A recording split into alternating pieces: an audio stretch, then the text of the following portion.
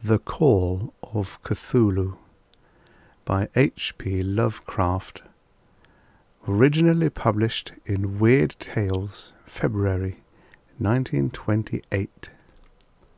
Narrated by Tom Trussel. Of such great powers or beings there may be conceivably a survival of a hugely remote period when consciousness was manifested, perhaps, in shapes and forms long since withdrawn before the tide of advancing humanity, forms of which poetry and legend alone have caught a flying memory and called them gods, monsters, mythical beings of all sorts and kinds. Algernon Blackwood. 1. The horror in clay. The most merciful thing in the world, I think, is the inability of the human mind to correlate all its contents. We live on a placid island of ignorance in the midst of black seas of infinity, and it was not meant that we should voyage far.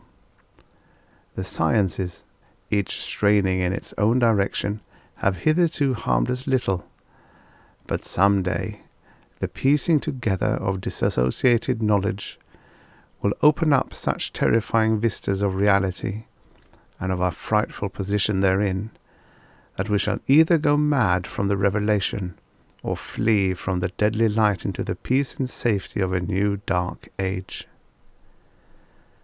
Theosophists have guessed at the awesome grandeur of the cosmic cycle wherein our world and human race form transient incidents. They have hinted at strange survivals in terms which would freeze the blood if not masked by a bland optimism. But it is not from them that there came the single glimpse of forbidden eons which chills me when I think of it and maddens me when I dream of it. That glimpse, like all dread glimpses of truth, flashed out from an accidental piecing together of separated things. In this case, an old newspaper item and the notes of a dead professor. I hope that no one else will accomplish this piecing out. Certainly, if I live, I shall never knowingly supply a link in so hideous a chain. I think that the professor, too, intended to keep silent regarding the part he knew, and that he would have destroyed his notes had not sudden death seized him. My knowledge of the thing began in the winter of 1926 and 27, with the death of my granduncle, George Gammell Angell, Professor Emeritus of Semitic Languages in Brown University, Providence, Rhode Island. Professor Angell was widely known as an authority on ancient inscriptions, and had frequently been resorted to by the heads of prominent museums, so that his passing at the age of 92 may be recalled by many. Locally, interest was intensified by the obscurity of the cause of death. The professor had been stricken whilst returning from the Newport boat, falling suddenly, as witnesses said, after having been jostled by a nautical-looking negro who had come from one of the queer dark courts on the precipitous hillside which formed a short cut from the waterfront to the deceased home in William Street. Physicians were unable to find any visible disorder, but concluded after perplexed debate that some obscure lesion of the heart, induced by the brisk ascent of so steep a hill by so elderly a man, was responsible for the end. At the time, I saw no reason to dissent from this dictum, but latterly I am inclined to wonder, and more than wonder. As my granduncle's heir and executor, for he died a childless widower, I was expected to go over his papers with some thoroughness, and for that purpose moved his entire set of files and boxes to my quarters in Boston. Much of the material which I correlated will be later published by the American Archaeological Society, but there was one box which I found exceedingly puzzling, and which I felt much averse from showing to other eyes. It had been locked, and I did not find the key till it occurred to me to examine the personal ring which the professor carried always in his pocket. Then, indeed, I succeeded in opening it, but when I did so seemed only to be confronted by a greater and more closely locked barrier. For what could be the meaning of the queer clay bas-relief and the disjointed jottings, ramblings, and cuttings which I found? Had my uncle, in his latter years, become credulous of the most superficial impostures? I resolved to search out the eccentric sculptor responsible for this apparent disturbance of an old man's peace of mind. The bas-relief was a rough rectangle less than an inch thick and about 5 by 6 inches in area, obviously of modern origin.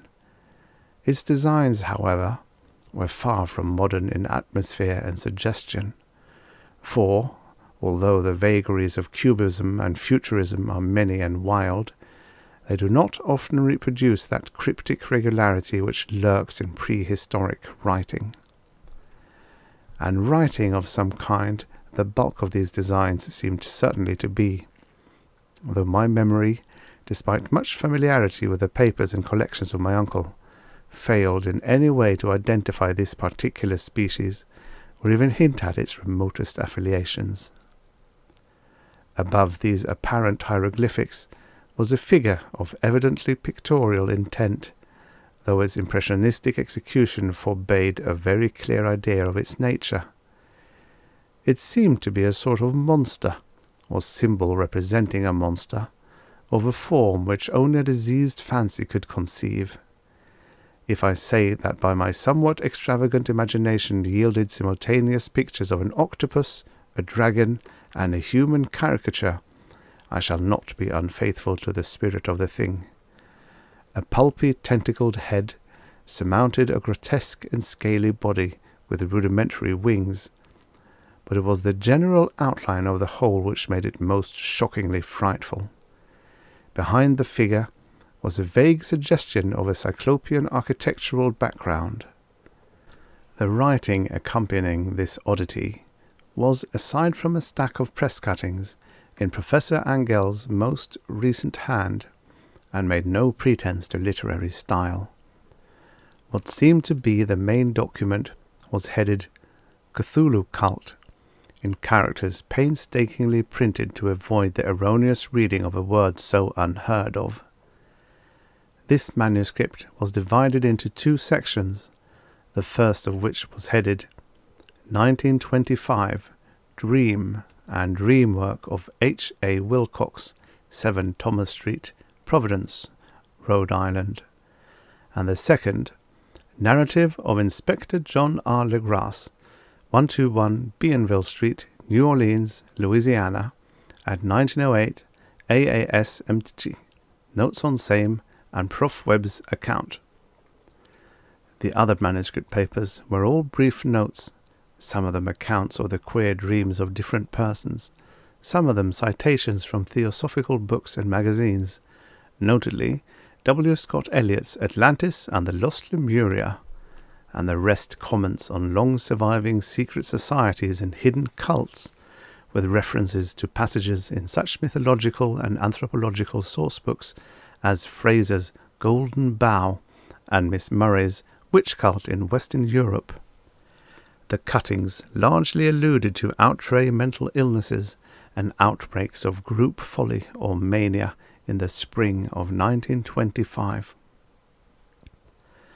The first half of the principal manuscript told a very peculiar tale. It appears that on March the 1st, 1925, a thin, dark young man of neurotic and exciting aspect had called upon Professor Angell, bearing the singular clay bas-relief, which was then exceedingly damp and fresh. His card bore the name of Henry Anthony Wilcox, and my uncle had recognized him as the youngest son of an excellent family slightly known to him, who had latterly been studying sculpture at the Rhode Island School of Design and living alone at the Fleur-de-Lis building near that institution. Wilcox was a precocious youth of known genius, but great eccentricity, and had from childhood excited attention through the strange stories and odd dreams he was in the habit of relating. He called himself psychically hypersensitive, but the staid folk of the ancient commercial city dismissed him as merely queer. Never mingling much with his kind, he had dropped gradually from social visibility and was now known only to a small group of aesthetes from other towns. Even the Providence Art Club, anxious to preserve its conservatism, had found him quite hopeless. On the occasion of the visit, ran the professor's manuscript, the sculptor abruptly asked for the benefit of his host's archaeological knowledge in identifying the hieroglyphics on the bas-relief. He spoke in a dreamy, stilted manner which suggested pose and alienated sympathy. My uncle showed some sharpness in replying, for the conspicuous freshness of the tablet implied kinship with anything but archaeology. Young Wilcox's rejoinder, which impressed my uncle enough to make him recall and record it verbatim, was of a fantastically poetic cast which must have typified his whole conversation, and which I have since found highly characteristic of him. He said, "It is new, indeed, for I made it last night in a dream of strange cities, and dreams are older than brooding Tyre, or the contemplative Sphinx, or garden-girdled Babylon."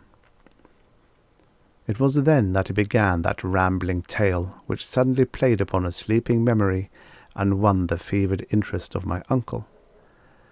There had been a slight earthquake tremor the night before, the most considerable felt in New England for some years, and Wilcox's imagination had been keenly affected.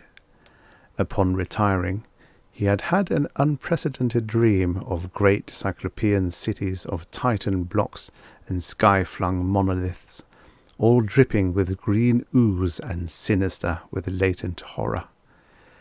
Hieroglyphics had covered the walls and pillars, and from some undetermined point below had come a voice that was not a voice, a chaotic sensation which only fancy could transmute into sound, but which he attempted to render by the utmost unpronounceable jumble of letters, Cthulhu Fatagan.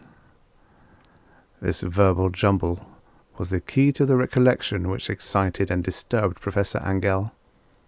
He questioned the sculpture with scientific minuteness, and studied with almost frantic intensity the bas-relief on which the youth had found himself working, chilled and clad only in his night-clothes, when waking had stolen bewilderingly over him.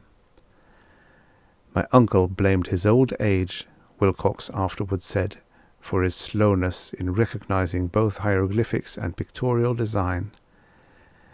Many of his questions seemed highly out of place to his visitor, especially those which tried to connect the latter with strange cults or societies, and Wilcox could not understand the repeated promises of silence which he was offered in exchange for an admission of membership in some widespread mystical or paganly religious body. When Professor Angell became convinced that the sculptor was indeed ignorant of any cult or system of cryptic lore, he besieged his visitor with demands for future reports of dreams. This bore regular fruit, for after the first interview the manuscript records daily calls of the young man, during which he related startling fragments of nocturnal imagery whose burden was always some terrible cyclopean vista of dark and dripping stone, with a subterranean voice or intelligence shouting monotonously in enigmatical sense impacts uninscribable save as gibberish. The two sounds most frequently repeated are those rendered by the letters Cthulhu and Relia. On March 23rd, the manuscript continued. Wilcox failed to appear, and inquiries at his quarters revealed that he had been stricken with an obscure sort of fever and taken to the home of his family in Waterman Street. He had cried out in the night, arousing several other artists in the building, and had manifested since then only alternations of unconsciousness and delirium. My uncle at once telephoned the family, and from that time forward kept close watch on the case, calling often at the Thayer Street office of Dr. Toby, whom he learned to be in charge. The youth's febrile mind, apparently, was dwelling on strange things, and the doctor shuddered now and then as he spoke of them. They included not only a repetition of what he had formerly dreamed, but touched wildly on a gigantic thing miles high, which walked or lumbered about. He had no time fully to describe this object, but occasional frantic words, as repeated by Dr. Toby, convinced the professor that it must be identical with the nameless monstrosity he had sought to depict in his dream sculpture. Reference to this object, the doctor added, was invariably a prelude to the young man's subsidence into lethargy. His temperature, oddly enough, was not greatly above normal, but the whole condition was otherwise such as to suggest true fever rather than mental disorder. On April the 2nd, at about 3 p.m., every trace of Wilcox's malady suddenly ceased. He sat upright in bed, astonished to find himself at home and completely ignorant of what had happened in dream or reality since the night of March 22nd. Pronounced well by his physician, he returned to his quarters in 3 days, but to Professor Angell he was of no further assistance. All traces of strange dreaming had vanished with his recovery, and my uncle kept no record of his night thoughts after a week of pointless and irrelevant accounts of thoroughly usual visions. Here the first part of the manuscript ended, but references to certain of the scattered notes gave me much material for thought. So much, in fact, that only the in-grade skepticism then forming in my philosophy can account for my continued distrust of the artist. The notes in question were those descriptive of the dreams of various persons covering the same period as that in which young Wilcox had had his strange visitations. My uncle, it seems, had quickly instituted a prodigiously far-flung body of inquiries amongst nearly all the friends whom he could question without impertinence, asking for nightly reports of their dreams, and the dates of any notable visions for some time past. The reception of his request seems to have been varied, but he must, at the very least, have received more responses than any ordinary man could have handled without a secretary. This original correspondence was not preserved, but his notes formed a thorough and really significant digest. Average people in society and business, New England's traditional salt of the earth, gave an almost completely negative result, though scattered cases of uneasy but formless nocturnal impressions appear here and there. Always between March the 23rd and April the 2nd, the period of young Wilcox's delirium. Scientific men were little more affected, though 4 cases of vague description suggest fugitive glimpses of strange landscapes, and in one case there is mentioned a dread of something abnormal.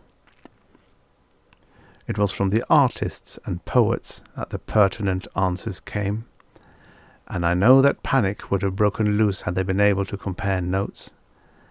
As it was, lacking their original letters, I half suspected the compiler of having asked leading questions, or of having edited the correspondence in corroboration of what he had latently resolved to see. That is why I continued to feel that Wilcox, somehow cognizant of the old data which my uncle had possessed, had been imposing on the veteran scientist. These responses from aesthetes told a disturbing tale. From February the 28th to April the 2nd, a large proportion of them had dreamed very bizarre things, the intensity of the dreams being immeasurably the stronger during the period of the sculptor's delirium. Over 1/4 of those who reported anything reported scenes and half-sounds not unlike those which Wilcox had described, and some of the dreamers confessed acute fear of the gigantic nameless thing visible toward the last. One case, which the note describes with emphasis, was very sad.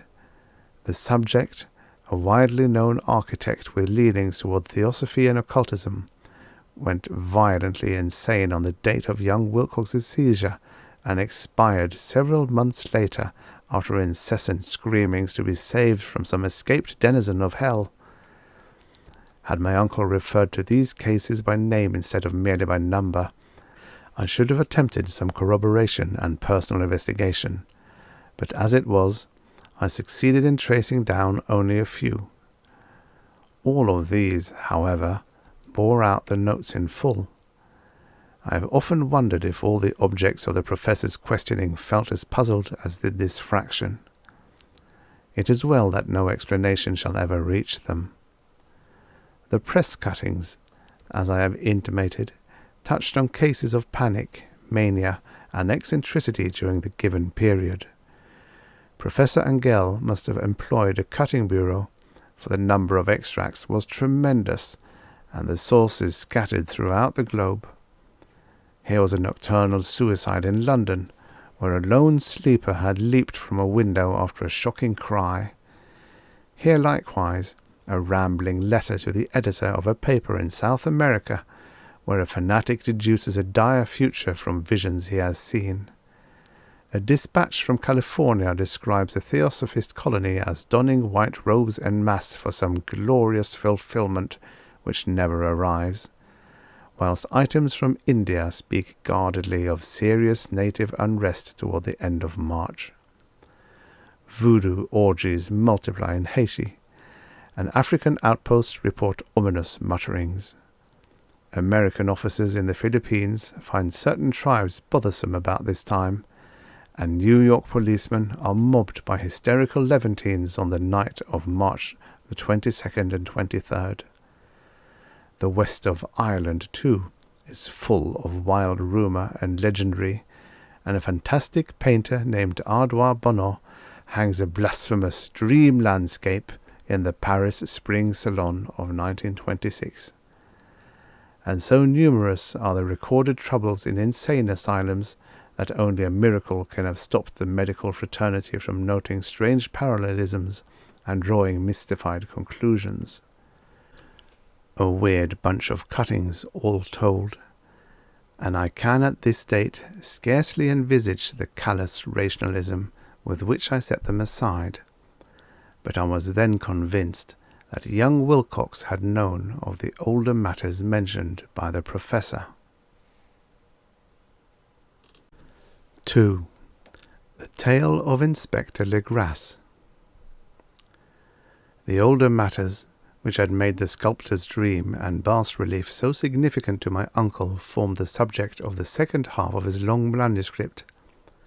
Once before, it appears, Professor Angell had seen the hellish outlines of the nameless monstrosity, puzzled over the unknown hieroglyphics, and heard the ominous syllables which can be rendered only as Cthulhu.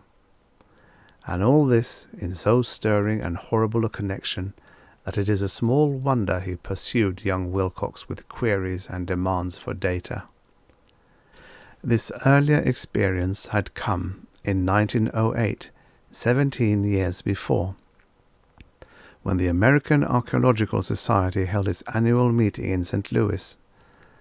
Professor Angell, as befitted one of his authority and attainments, had had a prominent part in all the deliberations, and was one of the first to be approached by the several outsiders who took advantage of the convocation to offer questions for correct answering and problems for expert solution. The chief of these outsiders, and in a short time the focus of interest for the entire meeting, was a commonplace-looking middle-aged man who had travelled all the way from New Orleans for certain special information unobtainable from any local source. His name was John Raymond Legrasse, and he was by profession an inspector of police. With him he bore the subject of his visit, a grotesque, repulsive, and apparently very ancient stone statuette whose origin he was at a loss to determine. It must not be fancied that Inspector Legrasse had the least interest in archaeology. On the contrary, His wish for enlightenment was prompted by purely professional considerations. The statuette, idol, fetish, or whatever it was, had been captured some months before in the wooded swamps south of New Orleans during a raid on a supposed voodoo meeting, and so singular and hideous were the rites connected with it that the police could not but realize that they had stumbled on a dark cult totally unknown to them, and infinitely more diabolic than even the blackest of the African voodoo circles. Of its origin, apart from the erratic and unbelievable tales extorted from the captured members, absolutely nothing was to be discovered, hence the anxiety of the police for any antiquarian lore which might help them to place the frightful symbol, and through it track down the cult to its fountainhead. Inspector Legrasse was scarcely prepared for the sensation which his offering created. One sight of the thing had been enough to throw the assembled men of science into a state of tense excitement, and they lost no time in crowding around him to gaze at the diminutive figure whose utter strangeness and air of genuinely abysmal antiquity hinted so potently at unopened and archaic vistas. No recognized school of sculpture had animated this terrible object, yet centuries and even thousands of years seemed recorded in its dim and greenish surface of unplaceable stone. The figure, which was finally passed slowly from man to man for close and careful study, was between 7 and 8 inches in height, and of exquisitely artistic workmanship. It represented a monster of vaguely anthropoid outline, but with an octopus-like head whose face was a mass of feelers, a scaly, rubbery-looking body, prodigious claws on hind and forefeet, and long, narrow wings behind. This thing, which seemed instinct with a fearsome and unnatural malignancy, was of a somewhat bloated corpulence, and squatted evilly on a rectangular block or pedestal covered with undecipherable characters. The tips of the wings touched the back edge of the block. The seat occupied the centre, whilst the long curved claws of the doubled-up, crouching hind legs gripped the front edge and extended a quarter of the way down toward the bottom of the pedestal. The cephalopod head was bent forward, so that the ends of the facial feelers brushed the backs of huge forepaws which clasped the croucher's elevated knees. The aspect of the whole was abnormally lifelike, and the more subtly fearful because its source was so totally unknown. Its vast, awesome, and incalculable age was unmistakable, yet not one link did it show with any known type of art belonging to civilization's youth, or indeed to any other time. Totally separate and apart, its very material was a mystery, for the soapy greenish-black stone with its golden or iridescent flecks and striations resembled nothing familiar to geology or mineralogy. The characters along the base were equally baffling, and no member present, despite a representation of half the world's expert learning in this field, could form the least notion of even their remotest linguistic kinship. They, like the subject and material, belonged to something horribly remote and distinct from mankind as we know it, something frightfully suggestive of old and unhallowed cycles of life in which our world and our conceptions have no part. And yet, as the members severally shook their heads and confessed defeat at the inspector's problem, there was one man in that gathering who suspected a touch of bizarre familiarity in the monstrous shape and writing, and who presently told with some diffidence of the odd trifle he knew. This person was the late William Channing Webb, professor of anthropology in Princeton University, and an explorer of no slight note.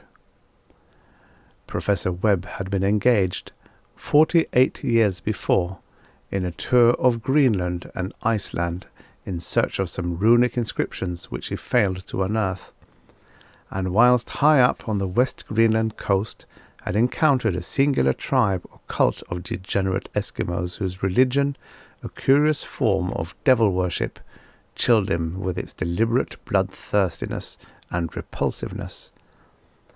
It was a faith of which other Eskimos knew little, and which they mentioned only with shudders, saying that it had come down from horribly ancient eons before ever the world was made.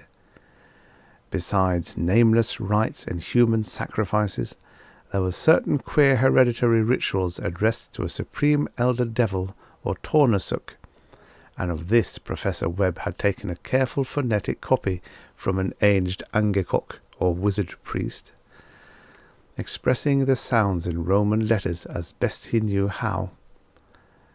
But just now of prime significance was the fetish which this cult had cherished, and around which they danced when the aurora leaped high over the ice cliffs. It was, the professor stated, a very crude bas-relief of stone, comprising a hideous picture and some cryptic writing, and as far as he could tell, it was a rough parallel in all essential features of the bestial thing now lying before the meeting.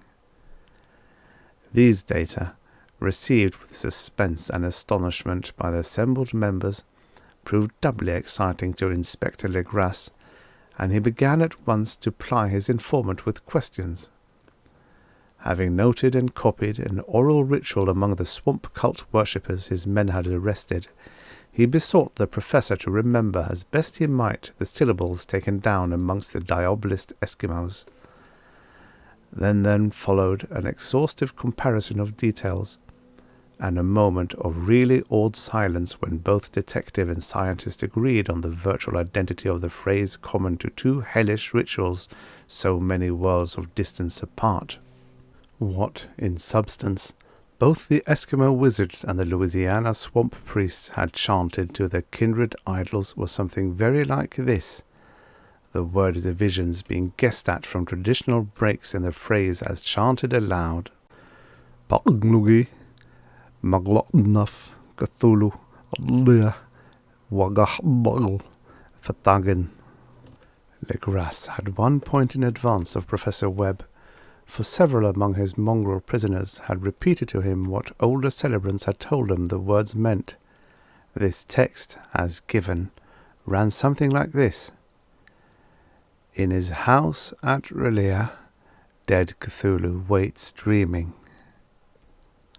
And now, in response to a general urgent demand, Inspector Legrasse related as fully as possible his experience with the swamp worshippers, telling a story to which I could see my uncle attached profound significance. It savoured of the wildest dreams of myth-maker and theosophist, and disclosed an astonishing degree of cosmic imagination among such half-castes and pariahs as might be least expected to possess it. On November the 1st, 1907, there had come to New Orleans police a frantic summons from the swamp and lagoon country to the south. The squatters there, mostly primitive but good-natured descendants of Lafitte's men, were in the grip of stark terror from an unknown thing which had stolen upon them in the night. It was voodoo, apparently, but voodoo of a more terrible sort than they had ever known, and some of their women and children had disappeared since the malevolent tom-tom had begun its incessant beating far within the black haunted woods where no dweller were ventured. There were insane shouts and harrowing screams, soul-chilling chants and dancing devil flames, and, the frightened messenger added, the people could stand it no more. So a body of 20 police, filling 2 carriages and an automobile, had set out in the late afternoon with a shivering squatter as a guide. At the end of the passable road they alighted, and for miles splashed on in silence through the terrible cypress woods where day never came. Ugly roots and malignant hanging nooses of Spanish moss beset them, and now and then a pile of dank stones or fragments of a rotting wall intensified by its hint of morbid habitation, a depression which every malformed tree and every fungus islet combined to create. At length the squatter settlement, a miserable huddle of huts, hove in sight, and hysterical dwellers ran out to cluster around the group of bobbing lanterns. The muffled beat of tom-toms was now faintly audible far, far ahead, and a curdling shriek came at infrequent intervals when the wind shifted. A reddish glare, too, seemed to filter through the pale undergrowth beyond endless avenues of forest night. Reluctant even to be left alone again, each one of the cowed squatters refused point-blank to advance another inch toward the scene of unholy worship. So Inspector Legrasse and his 19 colleagues plunged on unguided into black arcades of horror that none of them had ever trod before. The region now entered by the police was one of traditionally evil repute, substantially unknown and untraversed by white men. There were legends of a hidden lake, unglimpsed by mortal sight, in which dwelt a huge, formless, white polypus thing with luminous eyes, and squatters whispered that bat-winged devils flew up out of caverns in inner earth to worship it at midnight. They said it had been there before d'Iberville, before La Salle, before the Indians, and before even the wholesome beasts and birds of the woods. It was nightmare itself, and to see it was to die. But it made men dream, and so they knew enough to keep away. The present voodoo orgy was, indeed, on the merest fringe of this abhorred area, but that location was bad enough. Hence perhaps the very place of the worship had terrified the squatters more than the shocking sounds and incidents. Only poetry or madness could do justice to the noises heard by Legrasse's men as they ploughed on through the black morass toward the red glare and the muffled tom-toms. There are vocal qualities peculiar to men, and vocal qualities peculiar to beasts, and it is terrible to hear the one when the source should yield the other. Animal fury and orgiastic license here whipped themselves to demoniac heights by howls and squawking ecstasies that tore and reverberated through those nighted woods like pestilential tempests from the gulfs of hell. Now and then the less organized ululations would cease, and from what seemed a well-drilled chorus of hoarse voices would rise in sing-song chant that hideous phrase or ritual. Louis, Maglodnaf, Cthulhu, Ratlia, Waganagel, Fatangen. Then the men, having reached a spot where the trees were thinner, came suddenly in sight of the spectacle itself. 4 of them reeled, 1 fainted, and 2 were shaken into a frantic cry which the mad cacophony of the orgy fortunately deadened. Legrasse dashed swamp water on the face of the fainting man, and all stood trembling and nearly hypnotized with horror. In a natural glade of the swamp stood a grassy island of perhaps an acre's extent, clear of trees and tolerably dry. On this now leaped and twisted a more indescribable horde of human abnormality than any but a Sime or an Angarola could paint. Void of clothing, this hybrid swarm were braying, bellowing, and writhing about a monstrous ring-shaped bonfire, in the centre of which, revealed by occasional rifts in the curtain of flame, stood a great granite monolith some 8 feet in height, on top of which, incongruous in its diminutiveness, rested the noxious carven statuette.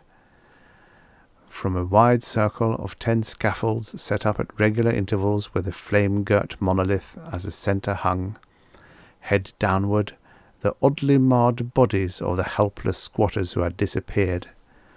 It was inside this circle that the ring of worshippers jumped and roared, the general direction of the mass motion being from left to right in endless bacchanali between the ring of bodies and the ring of fire. It may have been only imagination, and it may have been only echoes which induced one of the men, an excitable Spaniard, to fancy he heard antiphonal responses to the ritual from some far and unillumined spot deeper within the wood of ancient legendary and horror. This man, Joseph D. Galvez, I later met and questioned, and he proved distractingly imaginative.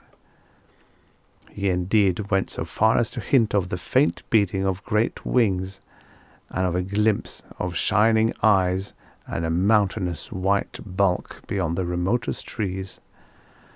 But I suppose he had been hearing too much native superstition. Actually, the horrified pause of the men was of comparatively brief duration. Duty came first, and although there must have been nearly 100 mongrel celebrants in the throng, the police relied on their firearms and plunged determinedly into the nauseous rout. For 5 minutes the resultant din and chaos were beyond description. Wild blows were struck, shots were fired, and escapes were made. But in the end, de Grasse was able to count some 47 sullen prisoners, whom he forced to dress in haste and fall into line between 2 rows of policemen. 5 of the worshippers lay dead, and 2 severely wounded ones were carried away on improvised stretchers by their fellow prisoners. The image on the monolith, of course, was carefully removed and carried back by de Grasse. Examined at headquarters after a trip of intense strain and weariness, the prisoners all proved to be men of a very low, mixed-blooded and mentally aberrant type. Most were seamen, and a sprinkling of Negroes and mulattoes, largely West Indians or Brava Portuguese from the Cape Verde Islands, gave a colouring of voodooism to the heterogeneous cult. But before many questions were asked, it became manifest that something far deeper and older than Negro fetishism was involved. Degraded and ignorant as they were, the creatures held with surprising consistency to the central idea of their loathsome faith. They worshipped, so they said, the great old ones who lived ages before there were any men, and who came to the young world out of the sky. Those old ones were gone now, inside the earth and under the sea, but their dead bodies had told their secrets in dreams to the first man, who formed a cult which had never died. It was that cult, and the prisoners said it had always existed and always would exist, hidden in distant wastes and dark places all over the world, until the time when the great priest Cthulhu, from his dark house in the mighty city of R'lyeh under the waters, would rise and bring the earth again beneath his sway. Some day he would call, when the stars were ready, and the secret cult would always be waiting to liberate him. Meanwhile, no more must be told. There was a secret which even torture could not extract. Mankind was not absolutely alone among the conscious things of earth, for shapes came out of the dark to visit the faithful few. But these were not the great old ones. No man had ever seen the old ones. The carven idol was great Cthulhu, but none might say whether or not the others were precisely like him. No one could read the old writing now, but things were told by word of mouth. The chanted ritual was not the secret. That was never spoken aloud, only whispered. The chant meant only this: in his house at R'lyeh, dead Cthulhu waits dreaming. Only 2 of the prisoners were found sane enough to be hanged, and the rest were committed to various institutions. All denied a part in the ritual murders, and averred that the killing had been done by black-winged ones which had come to them from their immemorial meeting-place in the haunted wood. But of those mysterious allies no coherent account could ever be gained. What the police did extract came mainly from an immensely aged Mephisto named Castro, who claimed to have sailed to strange ports and talked with undying leaders of the cult in the mountains of China. Old Castro remembered bits of hideous legend that paled the speculations of theosophists and made man and the world seem recent and transient indeed. There had been eons when other things ruled on the earth, and they had had great cities.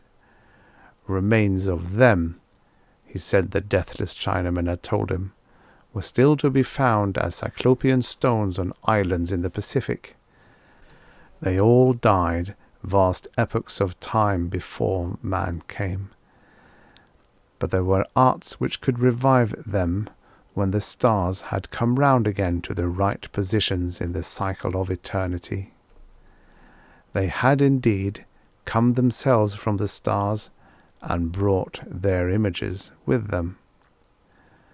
These great old ones, Castro continued, were not composed altogether of flesh and blood.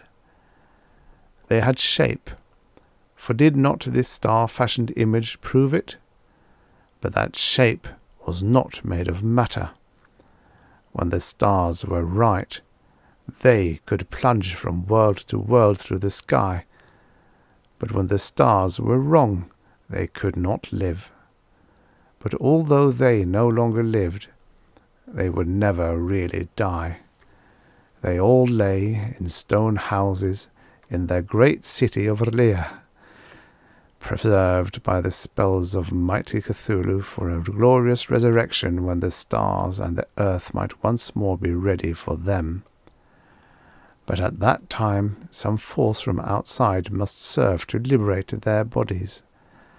The spells that preserved them intact likewise prevented them from making an initial move, and they could only lie awake in the dark and think whilst uncounted millions of years rolled by. They knew all that was occurring in the universe, for their mode of speech was transmitted thought. Even now they talked in their tombs. When, after infinities of chaos, the first men came, the great old ones spoke to the sensitive among them by moulding their dreams, for only thus could their language reach the fleshly minds of mammals. Then, whispered Castro, those first men formed the cult around small idols which the great old ones showed them. Idols brought in dim eras from dark stars.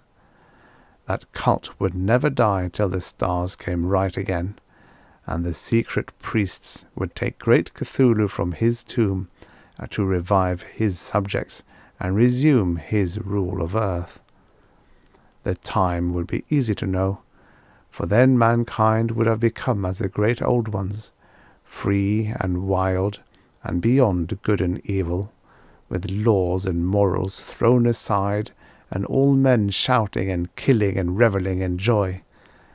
Then the liberated old ones would teach them new ways to shout and kill and revel and enjoy themselves, and all the earth would flame with a holocaust of ecstasy and freedom. Meanwhile, the cult, by appropriate rites, must keep alive the memory of those ancient ways and shadow forth the prophecy of their return. In the elder time, chosen men had talked with the entombed old ones in dreams, but then something had happened. The great stone city, R'lyeh, with its monoliths and sepulchres, had sunk beneath the waves, and the deep waters, full of the one primal mystery through which not even thought can pass, had cut off the spectral intercourse. But memory never died, and high priests said that the city would rise again when the stars were right. Then came out of the earth the black spirits of earth, mouldy and shadowy, and full of dim rumours picked up in caverns beneath forgotten sea bottoms. But of them old Castro dared not speak much. He cut himself off hurriedly, and no amount of persuasion or subtlety could elicit more in this direction. The size of the old ones, too, he curiously declined to mention. Of the cult, he said that he thought the centre lay amid the pathless deserts of Arabia, where Iram, the city of pillars, dreams hidden and untouched. It was not allied to the European witch cult, and was virtually unknown beyond its members. No book had ever really hinted of it, though the deathless Chinaman said that there were double meanings in the Necronomicon of the mad Arab Abdul al-Hazred, which the initiated might read as they chose, especially the much-discussed couplet, "That is not dead, which can eternal lie, and with strange aeons even death may die." Legras, deeply impressed and not a little bewildered, had inquired in vain concerning the historic affiliations of the cult. Castro, apparently, had told the truth when he said that it was a holy secret. The authorities at Tulane University could shed no light upon either cult or image, and now the detective had come to the highest authorities in the country and met with no more than the Greenland tale of Professor Webb. The feverish interest aroused at the meeting by Legras's tale, corroborated as it was by the statuette, is echoed in the subsequent correspondence of those who attended, although scant mention occurs in the formal publication of the society. Caution is the first care of those accustomed to face occasional charlatanry and imposture. Legras for some time lent the image to Professor Webb, but at the latter's death it was returned to him and remains in his possession, where I viewed it not long ago. It is truly a terrible thing, and unmistakably akin to the dream sculpture of young Wilcox. That my uncle was excited by the tale of the sculptor, I did not wonder, for what thoughts must arise upon hearing, after a knowledge of what Legras had learned of the cult, of a sensitive young man who had dreamed not only the figure and exact hieroglyphics of the swamp-found image and the Greenland devil tablet, but had come in his dreams upon at least 3 of the precise words of the formula uttered alike by Eskimo diabolists and mongrel Louisianans. Professor Angel's instant start on an investigation of the utmost thoroughness was eminently natural, though privately I suspected young Wilcox of having heard of the cult in some indirect way, and of having invented a series of dreams to heighten and continue the mystery at my uncle's expense. The dream narratives and cuttings collected by the professor were, of course, strong corroboration, but the rationalism of my mind and the extravagance of the whole subject led me to adopt what I thought the most sensible conclusions. So, after thoroughly studying the manuscript again, and correlating the theosophical and anthropological notes with the cult narrative of Legras, I made a trip to Providence to see the sculptor, and give him the rebuke I thought proper for so boldly imposing upon a learned and aged man. Wilcox still lived alone in the Fleur-de-Lis building in Thomas Street, a hideous Victorian imitation of 17th century Breton architecture which flaunts its stuccoed front amidst the lovely colonial houses on the ancient hill, and under the very shadow of the finest Georgian steeple in America. I found him at work in his room, and at once conceded from the specimens scattered about that his genius is indeed profound and authentic. He will, I believe, be heard from some time as one of the great decadents, for he has crystallized in clay, and will one day mirror in marble those nightmares and fantasies which Arthur Machen evokes in prose, and Clark Ashton Smith makes visible in verse and in painting. Dark, frail, and somewhat unkempt in aspect, he turned languidly at my knock, and asked me my business without rising. When I told him who I was, he displayed some interest, for my uncle had excited his curiosity in probing his strange dreams, yet had never explained the reason for the study. I did not enlarge his knowledge in this regard, but sought with some subtlety to draw him out. In a short time I became convinced of his absolute sincerity, for he spoke of the dreams in a manner none could mistake. They, and their subconscious residuum, had influenced his art profoundly, and he showed me a morbid statue whose contours almost made me shake with the potency of its black suggestion.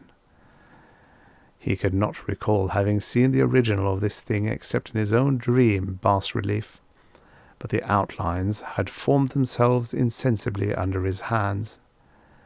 It was, no doubt, the giant shape he had raved of in delirium. That he really knew nothing of the hidden cult, save from what my uncle's relentless catechism had let fall, he soon made clear, and again I strove to think of some way in which he could possibly have received the weird impressions. He talked of his dreams in a strangely poetic fashion, making me see with terrible vividness the damp Cyclopean city of slimy green stone, whose geometry, he oddly said, was all wrong, and hear with frightened expectancy the ceaseless, half-mental calling from underground, "Cthulhu vertagen! Cthulhu vertagen!" These words had formed part of that dread ritual which told of dead Cthulhu's dream vigil in his stone vault at R'lyeh, and I felt deeply moved despite my rational beliefs. Wilcox, I was sure, had heard of the cult in some casual way, and had soon forgotten it amidst the mass of his equally weird reading and imagining. Later, by virtue of its sheer impressiveness, it had found subconscious expression in dreams, in the bas-relief, and in the terrible statue I now beheld, so that his imposture upon my uncle had been a very innocent one. The youth was of a type, at once slightly affected and slightly ill-mannered, which I could never like, but I was willing enough now to admit both his genius and his honesty. I took leave of him amicably, and wish him all the success his talent promises. The matter of the cult still remained to fascinate me, and at times I had visions of personal fame from researches into its origin and connections. I visited New Orleans, talked with Legrasse and others of that old-time raiding party, saw the frightful image, and even questioned such of the mongrel prisoners as still survived. Old Castro, unfortunately, had been dead for some years. What I now heard so graphically at first hand, though it was really no more than a detailed confirmation of what my uncle had written, excited me afresh, for I felt sure that I was on the track of a very real, very secret, and very ancient religion, whose discovery would make me an anthropologist of note. My attitude was still one of absolute materialism, as I wish it still were, and I discounted with almost inexplicable perversity the coincidence of the dream notes and odd cuttings collected by Professor Angell. One thing which I began to suspect, and which I now fear I know, is that my uncle's death was far from natural. He fell on a narrow hill street leading up from an ancient waterfront swarming with foreign mongrels after a careless push from a Negro sailor. I did not forget the mixed blood and marine pursuits of the cult members in Louisiana, and would not be surprised to learn of secret methods and poison needles as ruthless and as anciently known as the cryptic rites and beliefs. Legrasse and his men, it is true, have been let alone, but in Norway a certain seaman who saw things is dead. Might not the deeper inquiries of my uncle after encountering the sculptor's data have come to sinister ears? I think Professor Angell died because he knew too much, or because he was likely to learn too much. Whether I shall go as he did, remains to be seen, for I have learned much now.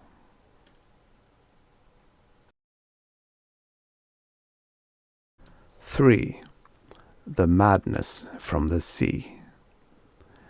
If heaven ever wishes to grant me a boon, it will be a total effacing of the results of a mere chance which fixed my eye on a certain stray piece of shelf paper.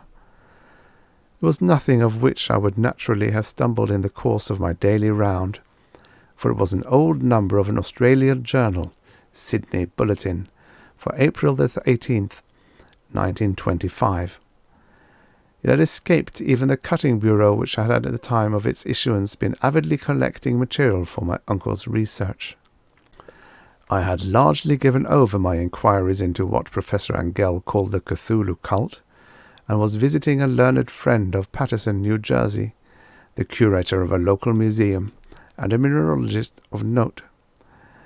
Examining one day the reserve specimens roughly set on storage shelves in a rear room of the museum, my eye was caught by an odd picture in one of the old papers spread beneath the stones. It was the Sydney Bulletin I have mentioned, for my friend has wide affiliations in all conceivable foreign parts, and the picture was a half-toned cut of a hideous stone image almost identical with that which Legras had found in the swamp.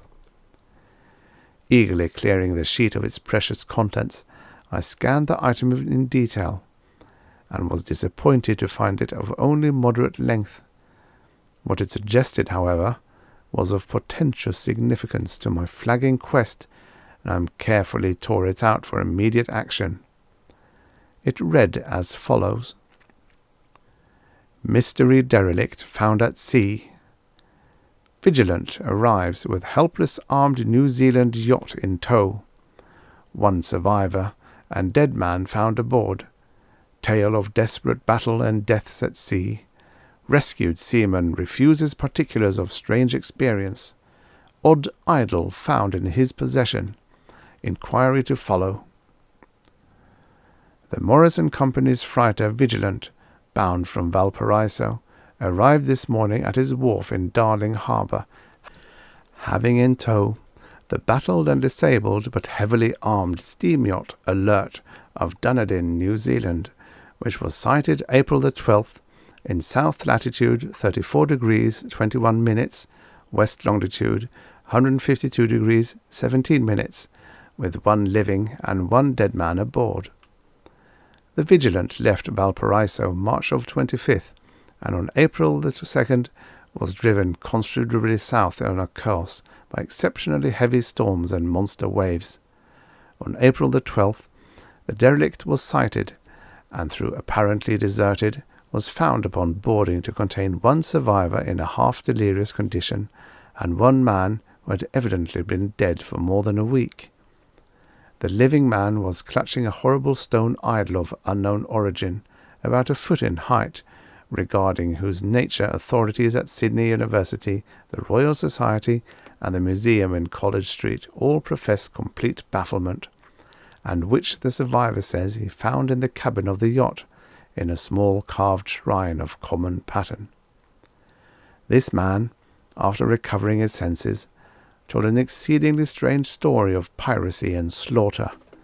He is Gustav Johansen, a Norwegian of some intelligence, and had been second mate of the two-masted schooner Emma of Auckland, which sailed for Callao February the 20th, with a complement of 11 men. The Emma, he says, was delayed and thrown widely south of her course by the great storm of March the 1st, and on March the 22nd, in south latitude 49 degrees 51 minutes, west longitude 128 degrees 34 minutes, encountered the Alert, manned by a queer and evil-looking crew of Kanakas and half-castes. Being ordered peremptorily to turn back, Captain Collins refused, whereupon the strange crew began to fire savagely and without warning upon the schooner with a peculiarly heavy battery of brass cannon forming part of the yacht's equipment.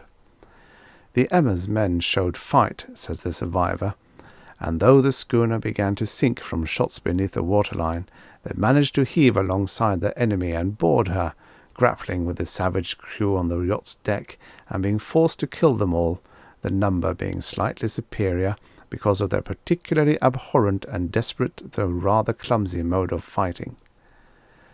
3 of the Emma's men, including Captain Collins and First Mate Green, were killed, and the remaining 8 under Second Mate Johansen proceeded to navigate the captured yacht, going ahead in their original direction to see if any reason for their ordering back had existed.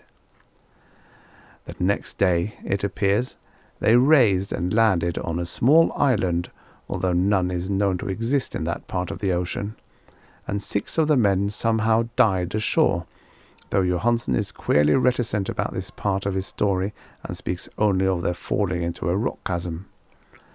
Later, it seems, he and one companion boarded the yacht and tried to manage her, but were beaten about by the storm of April the 2nd.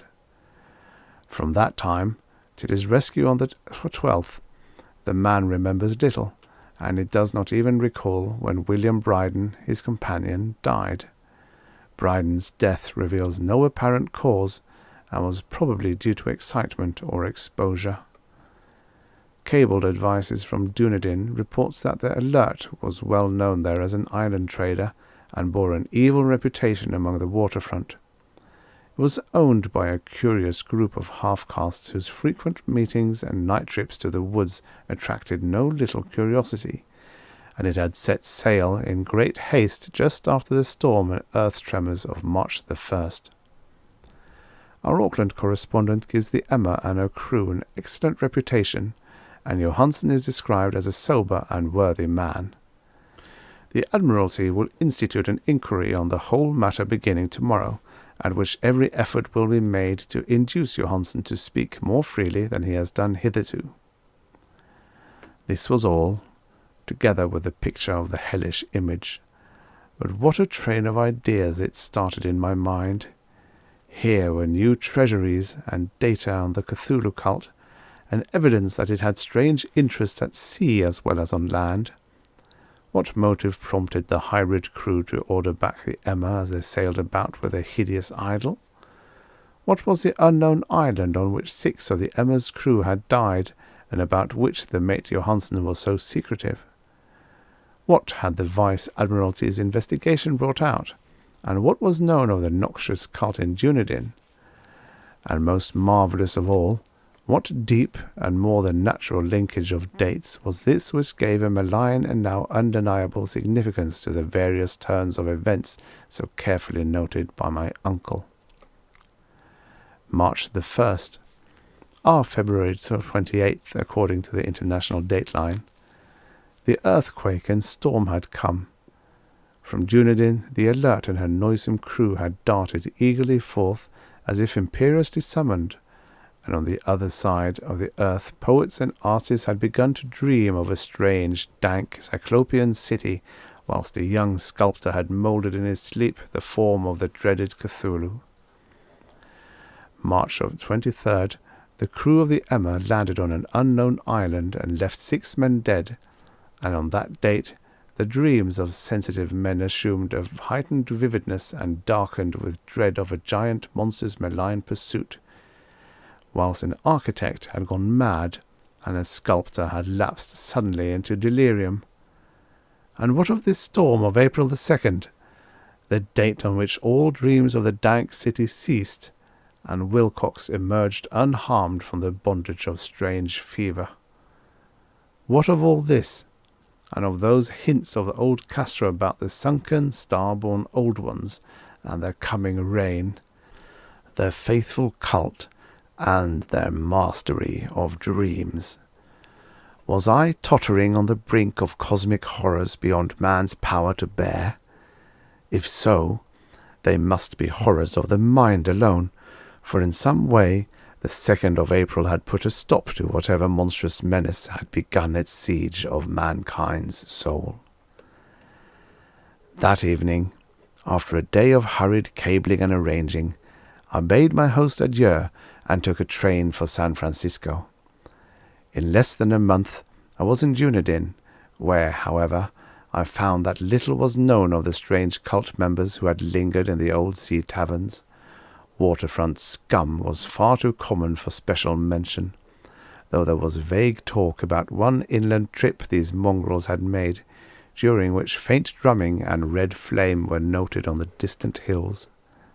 In Auckland, I learned that Johansen had returned with yellow hair turned white after a perfunctory and inconclusive questioning at Sydney, and had thereafter sold his cottage in West Street and sailed with his wife to his old home in Oslo. Of his stirring experience he would tell his friends no more than he had told the Admiralty officials, and all they could do was to give me his Oslo address. After that I went to Sydney and talked profitlessly with seamen and members of the Vice-Admiralty Court. I saw the Alert, now sold and in commercial use, at Circular Quay in Sydney Cove, but gained nothing from its non-committal bulk. The crouching image with its cuttlefish head, dragon body, scaly wings, and hieroglyphed pedestal was preserved in the museum at Hyde Park, and I studied it long and well, finding it a thing of balefully exquisite workmanship, and with the same utter mystery, terrible antiquity, and unearthly strangeness of material which I had noted in Legras's smaller specimen. Geologists, the curator told me, had found it a monstrous puzzle, for they vowed that the world held no rock like this. Then I thought with a shudder of what old Castro had told Legras about the primal great ones. They had come from the stars, and had brought their images with them. Shaken with such a mental revolution as I had never before known, I now resolved to visit mate Johansen in Oslo.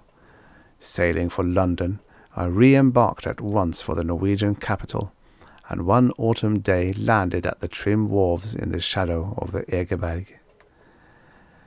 Johansen's address, I discovered, lay in the old town of King Harald Hardrada, which kept alive the name of Oslo during all the centuries that the greater city masqueraded as Christiania. I made the brief tip by taxicab, and knocked with palpitant heart at the door of a neat and ancient building with plastered front. A sad-faced woman in black answered my summons, and I was stung with disappointment when she told me in halting English that Gustav Johansen was no more. He had not long survived his return, said his wife, for the doings at sea in 1925 had broken him. He had told her no more than he had told the public, but had left a long manuscript of technical matters, as he said, written in English, evidently in order to safeguard her from the peril of casual perusal. During a walk through a narrow lane near the Gothenburg dock, a bundle of papers falling from an attic window had knocked him down. 2 Lascar sailors at once helped him to his feet, but before the ambulance could reach him, he was dead. Physicians found no adequate cause for the end, and laid it to heart trouble and a weakened constitution. I now felt gnawing at my vitals that dark terror which will never leave me till I too am at rest, accidentally or otherwise. Persuading the widow that my connection with her husband's technical matters was sufficient to entitle me to his manuscript, I bore the document away and began to read it on the London boat.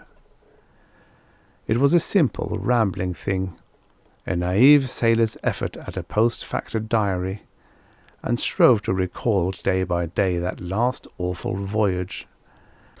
I cannot attempt to transcribe it verbatim in all its cloudiness and redundance, but I will tell its gist enough to show why the sound of the water against the vessel's side became so unendurable to me that I stopped my ears with cotton.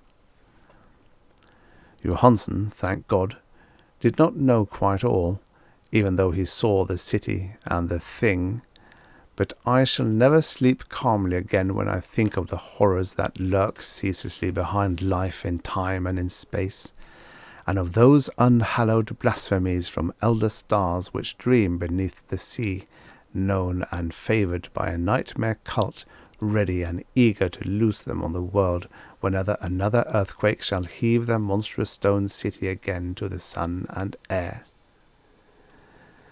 Johansen's voyage had begun just as he told it to the Vice-Admiralty.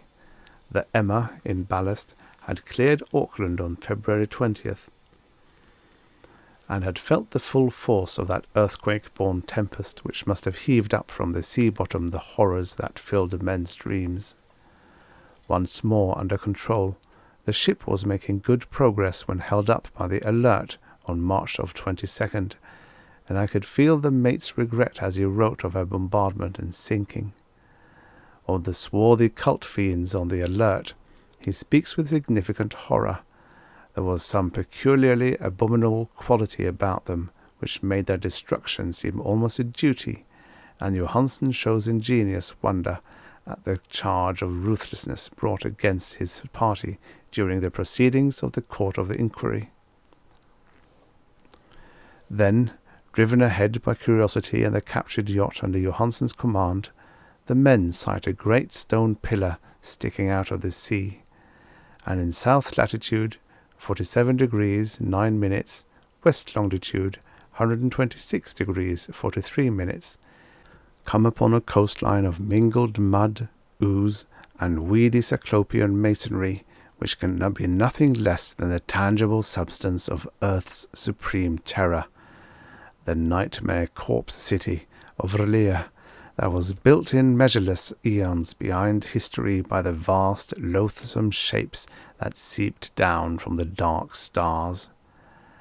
There lay great Cthulhu and his hordes, hidden in green slimy vaults, and sending out at last, after cycles incalculable, the thoughts that spread fear to the dreams of the sensitive, and called imperiously to the faithful to come on a pilgrimage of liberation and restoration. All this Johansen did not suspect, but God knows he soon saw enough. I suppose that only a single mountain top, the hideous monolith-crowned citadel whereon the great Cthulhu was buried, actually emerged from the waters. When I think to the extent of all that may be brooding down there, I almost wish to kill myself forthwith. Johansen and his men were awed by the cosmic majesty of this dripping Babylon of elder demons, and must have guessed without guidance that it was nothing of this or of any sane planet. Awe at the unbelievable size of the greenish stone blocks, at the dizzying height of the great carven monolith, and at the stupefying identity of the colossal statues and bas-reliefs with the queer image found in the shrine on the Alert, is poignantly visible in every line of the mate's frightened description. Without knowing what futurism is like, Johansen achieved something very close to it when he spoke of the city, for instead of describing any definite structure or building, he dwells only on the broad impressions of vast angles in stone surfaces too great to belong to anything right or proper for this earth, and impious with horrible images and hieroglyphs. I mention his talk about angles because it suggests something Wilcox had told me of his awful dreams. He had said that the geometry of the dream place he saw was abnormal, non-Euclidean, and loathsomely redolent of spheres and dimensions apart from ours. Now an unlettered seaman felt the same thing whilst gazing at the terrible reality. Johansen and his men landed at a sloping mudbank on this monstrous acropolis, and clambered slipperily up over Titan oozy blocks which could have been no mortal staircase. The very sun of heaven seemed distorted when viewed through the polarizing miasma welling out from this sea-soaked perversion, and twisted menace and suspense lurked leeringly in those crazy elusive angles of carven rock where a second glance showed concavity after the first showed convexity. Something very like fright had come over all the explorers before anything more definite than a rock and ooze and weed was seen. Each would have fled had he not feared the scorn of the others, and was only half-heartedly that they searched, vainly as it proved, for some portable souvenir to bear away. It was Rodriguez the Portuguese who climbed up the foot of the monolith and shouted of what he had found.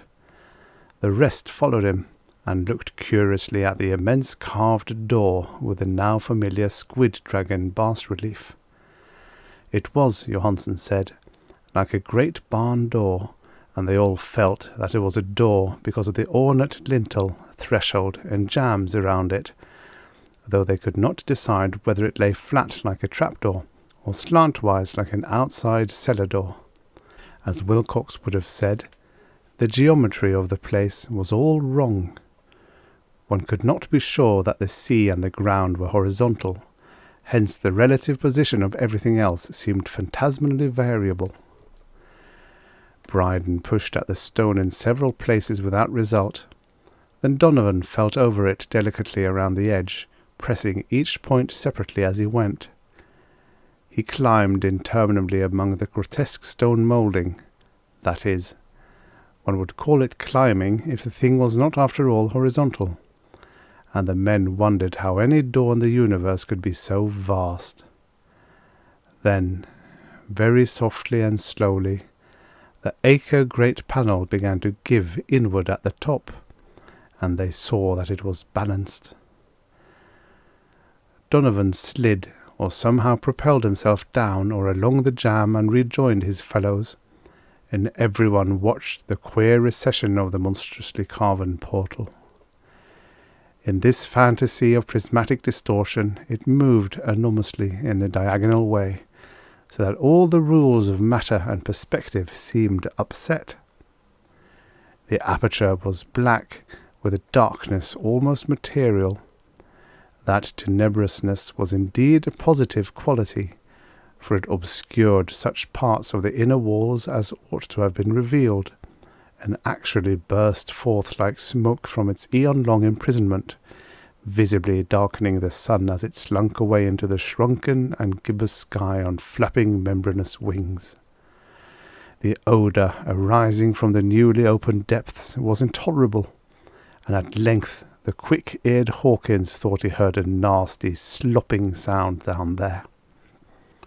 Everyone listened, and everyone was listening still when it lumbered slobberingly into sight, and gropingly squeezed its gelatinous green immensity through the black doorway into the tainted outside air of that poisoned city of madness. Poor Johansen's handwriting almost gave out when he wrote of this. Of the 6 men who never reached the ship, he thinks 2 perished of pure fright in that accursed instant. The thing cannot be described. There is no language for such abysms of shrieking and immemorial lunacy, such eldritch contradictions of all matter, force, and cosmic order. A mountain walked or stumbled. God!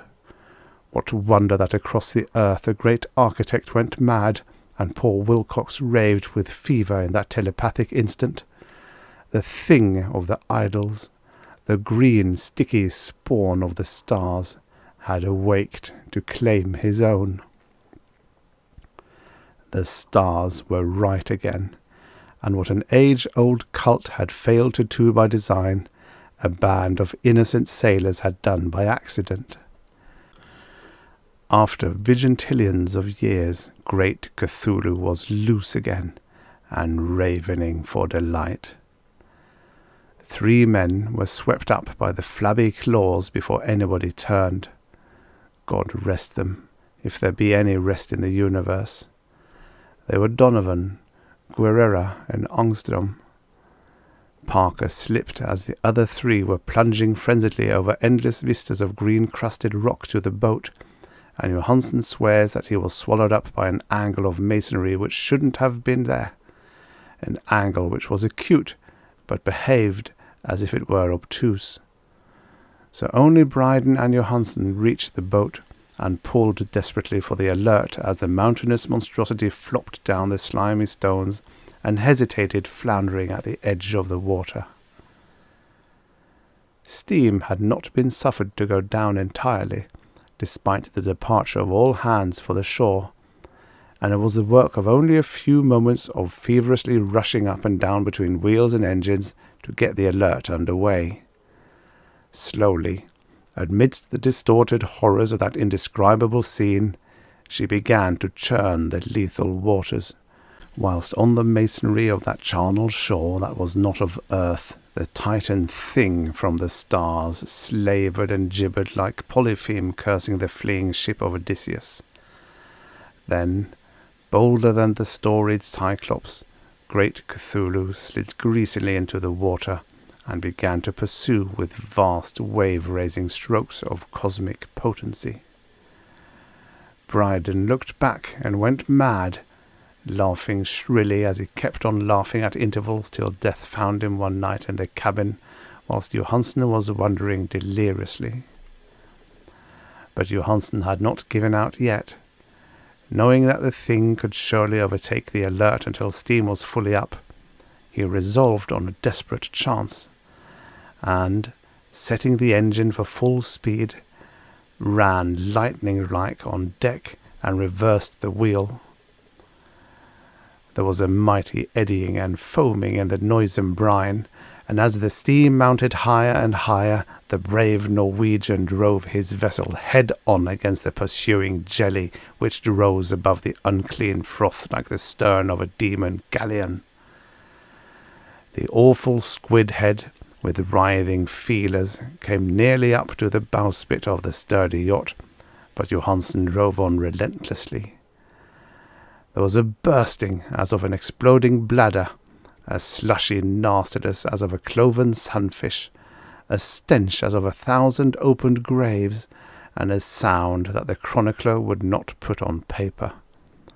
For an instant the ship was befouled by an acrid and blinding green cloud, and then there was only a venomous seething astern, where, God in heaven, the scattered plasticity of that nameless sky-spawn was nebulously recombining in its hateful original form, while its distance widened every second as the Alert gained impetus from its mounting steam. That was all.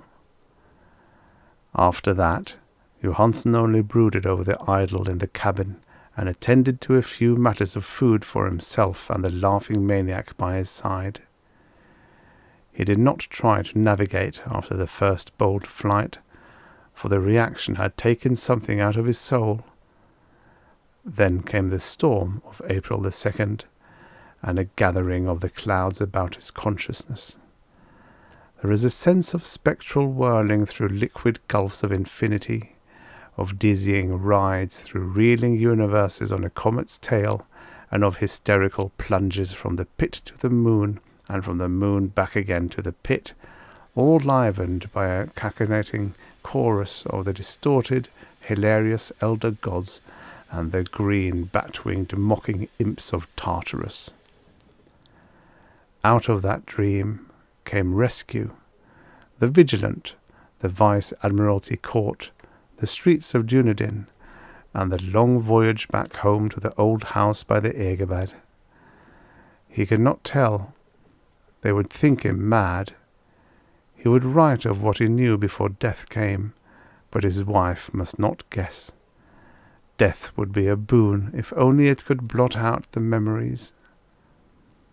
That was the document I read, and now I have placed it in the tin box beside the bas-relief and the papers of Professor Angell. With it shall go this record of mine, this test of my own sanity, wherein is pieced together that which I hope may never be pieced together again. I have looked upon all that the universe has to hold of horror, and even the skies of spring and the flowers of summer must ever afterward be poison to me.